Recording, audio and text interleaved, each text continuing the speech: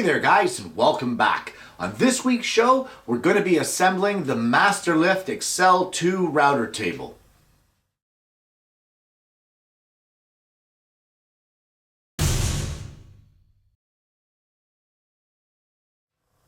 Well, the time has come to replace my beloved router table. And as much as I loved this one, I thought it was time to give myself an upgrade. And I did quite a bit of research, and what I ended up deciding on was JessEm Tool Company's Mast-R-Lift Excel II.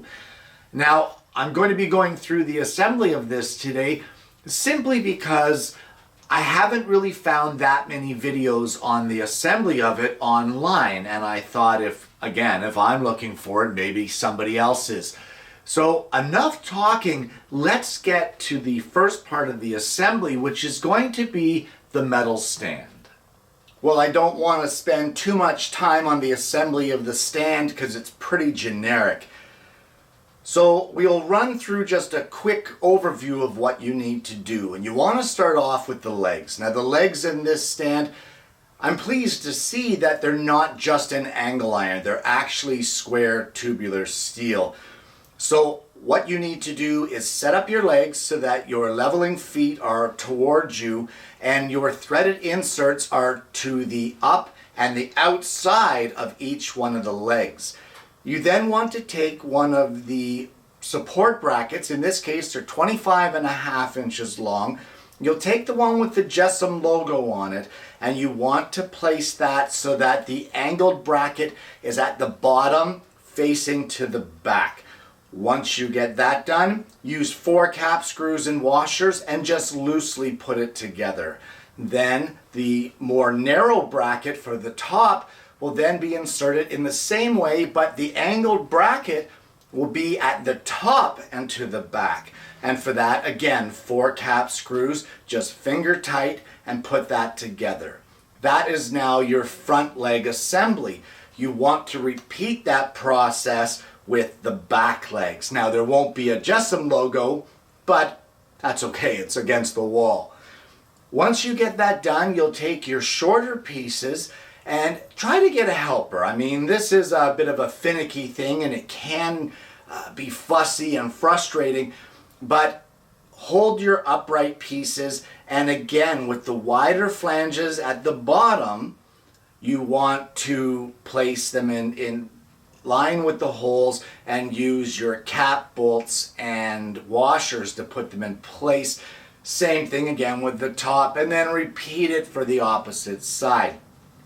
Now guys, this has a couple sets of holes in it, one way down at the bottom that you can use if you want, or the next one up, but you want to put it in the second one up for the lower support flanges.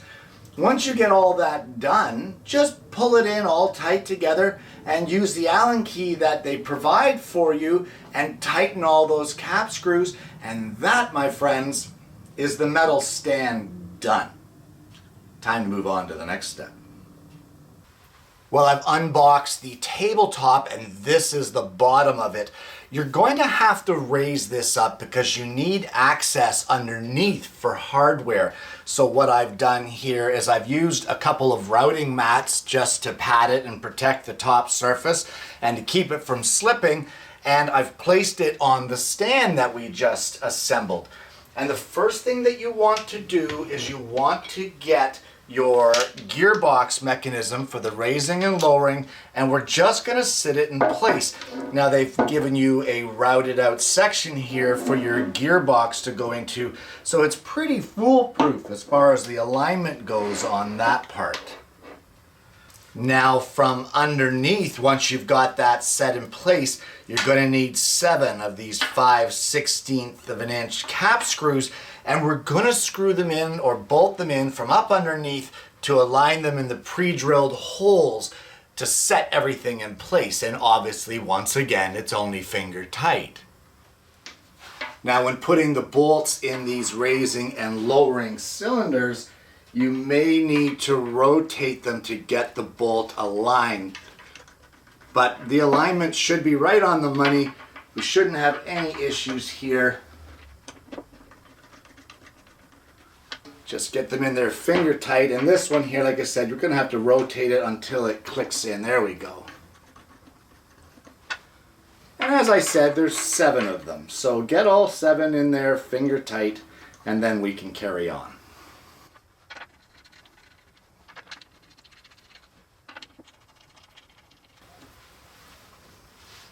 And now that you have all 7 of them in place, you can use the Allen key that they provide you and tighten them down.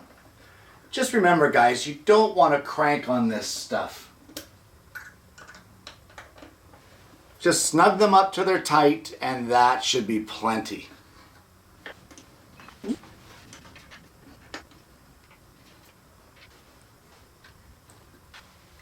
Just like that. Well, you have 3 5/16 of an inch bolts left, and with that we are going to bolt our handle assembly in place. So just like we did with our gearbox assembly, just line up your pieces with the pre-drilled holes here and the 5/16 inch or diameter bolts rather. Put it in place finger tight, and then take that provided Allen key and tighten them home. Well, our next step is to install the braces for our router table, and there's really no way to screw this up as the holes that are in the table correspond exactly with the holes that are in the braces. So we have our self-tapping screws here, and we're just going to place them into our guides, line up our holes, and you don't want to tighten them down just yet. You want to get all of the screws in place first.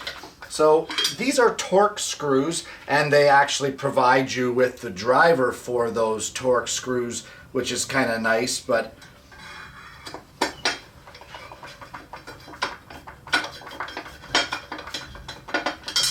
so we're going to go through and get all of these screws in place, and then once you have all of them installed, then we can tighten down the braces.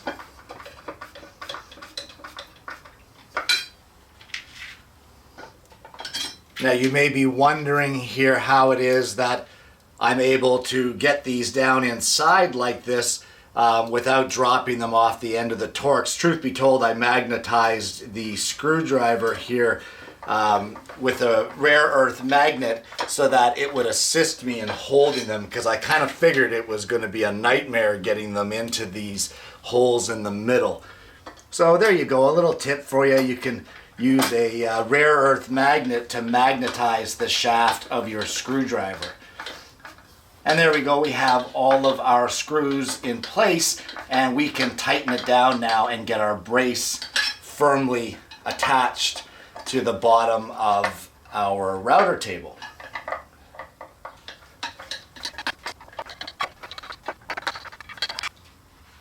And now that we have the one side done, you can just repeat that on the other brace on the other side of your router table. Now that you have your braces installed, you want to install your dust collection shroud, and that will be installed with these 1-inch self-tapping screws.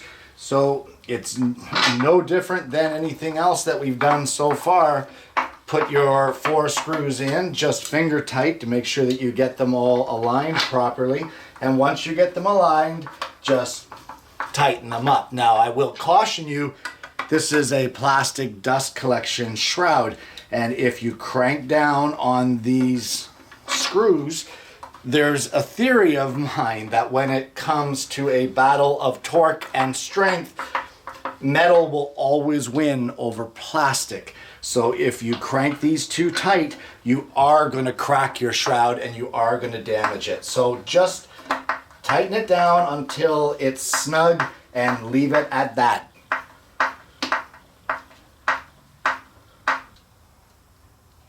At this point, it's time to attach our stand to our tabletop. And we're going to do that with a bunch of 1/2-inch Torx screws that they provide here, and just like always, get them all in first. Make sure that everything aligns, and once you're happy with the alignment, then you can tighten them all down.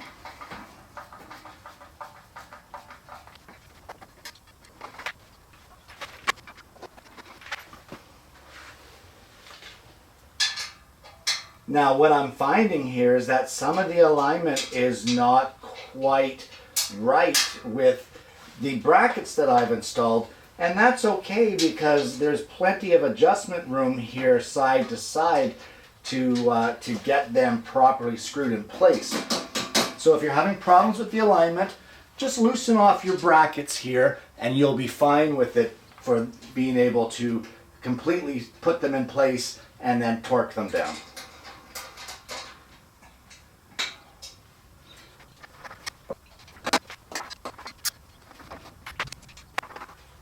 Well, with that all secured, it's time to put our crank handle in. And we just want to slide it into this coupling fitting. And there are two dimples here in our shaft. So you'd want to line up those dimples with our screws, gently place it into the coupling. We need to loosen these screws off here. And once we get it in place, then we can tighten it down. But now you don't want to crank on it. There's no need for that. We just need to tighten it up just a bit and just a little snug fit.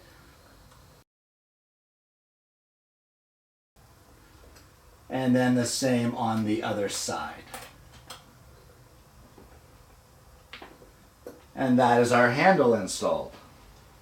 Well, if you're like me and you purchase the digital readout, at this point you're going to want to install this little piece here. And we're right here by the vacuum attachment, or the 4-inch port.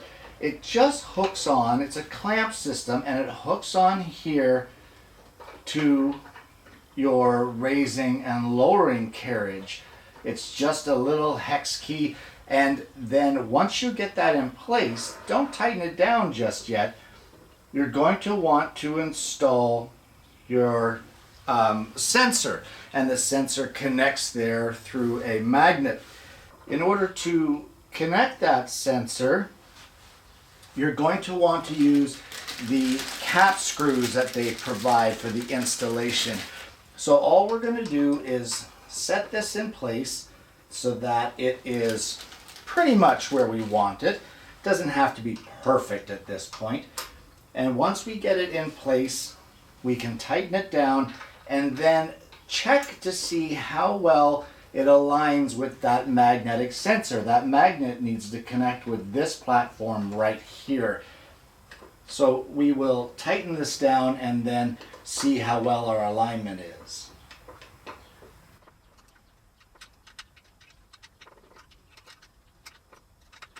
It's a little awkward working around both the cameras and all the parts of the router table here, but we'll get it.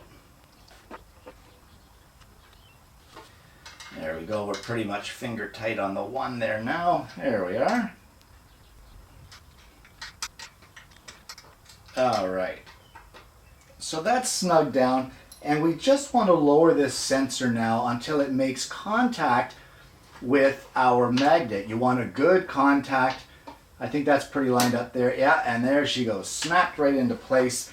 And once we get that, just give it a little snugging with this. You don't want to crank on this Allen key set screw just because it's aluminum based here, so you don't want to crack it.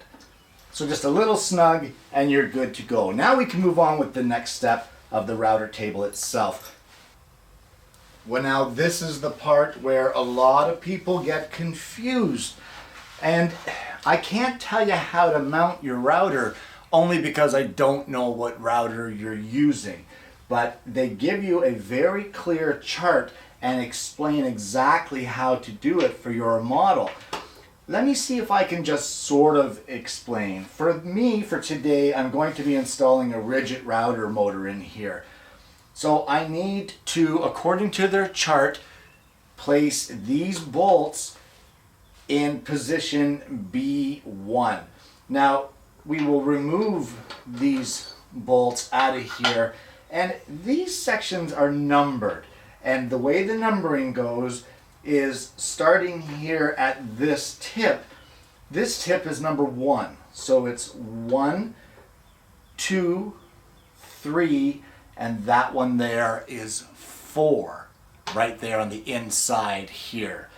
So for me, I need to use B1. Now if I remove this and carefully place it off to the side, these holes here as well are labeled as A, B, this one C, D, E, F, G.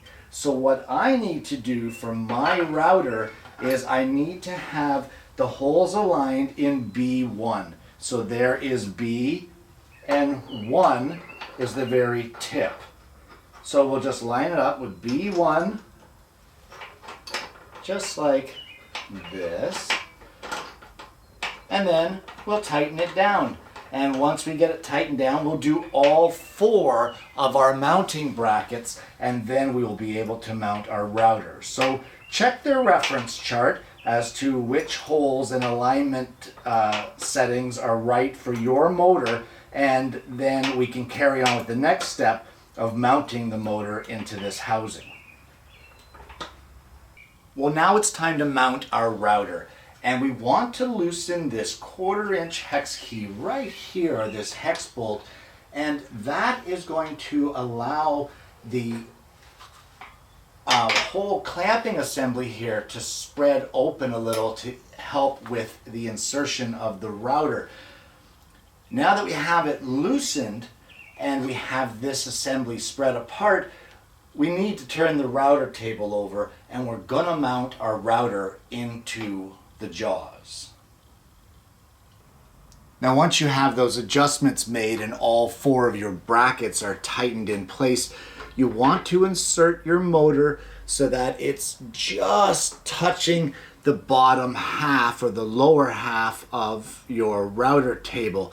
And then once you get that in place, back it off about 1/16 of an inch. You want to make sure that your router controls are easily accessible at this point in time, and then once you get that done, we're going to tighten that 1/4" cap screw that's underneath that we used in order to open up the brackets in the first place. Well, now that the router is in place and we have our unit upright, we can install our digital readout, and there's 4 pre-drilled holes here at the back, and we can just use our 1/2" self-tapping screws and attach our bracket to the back of our router table. And then of course, once we're happy with that, we can plug in our corresponding I believe it's a Cat 5 cable here in order to get our digital readout to transmit the information to the display. Well, the last thing to do in the assembly is to take all 10 of these screws that you tightened earlier, and you're going to want to loosen them all 1/4 of a turn. There's the 7 that are in the motor and gearbox assembly, and then there is the 7, or the 3 rather, that are here in your handle. So we're going to loosen them all off 1/4 of a turn, and then once we get that done, you're going to go through and tighten them all back up again. And what this does is it will align your gearbox assembly and your crank handle with your table so that everything is properly aligned where it should be.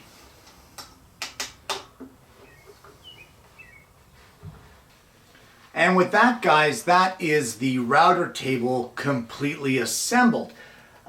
So far, a solid looking unit. That carriage is smooth as silk going up and down. I'm really looking forward to putting this into action in the shop. However, there's a lot more to go on this assembly, as I still have the master lift fence that will go on for the Excel system.